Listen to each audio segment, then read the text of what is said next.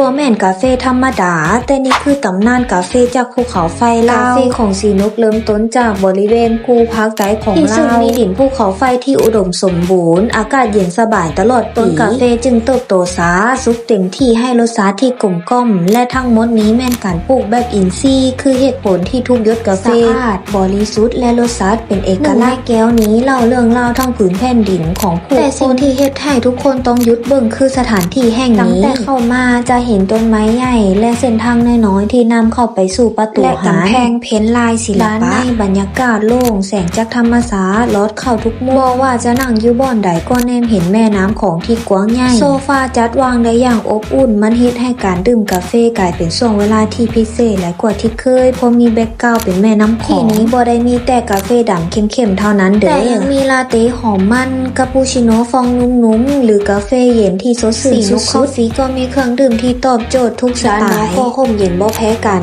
กองต้นไม้ใหญ่ทุกมุมคือมุมถ่ายหอมออกมาแล้วคืองามเฉพาะวิวน้ำของสายลมพัดเย็นๆกับกาแฟจอกพิเศษอยู่ในความสุขง่ายๆแบบนี้หาบ่ได้อยู่ไสอีกแล้วคอฟฟี่จากภูเขาไฟสู่หัวใจทุกจอกกาแฟดีวิวงามบรรยากาศครบถ้ายังบ่เคยมาที่นี้บอกเลยว่าพักสถานที่เพิ่นตั้งอยู่บ้านท่าแขกกลางเมืองท่าแขกแขวงคำม่วนเด้อพิกัดเฮาจะใส่แผนที่อยู่กองคอมเมนต์เด้อ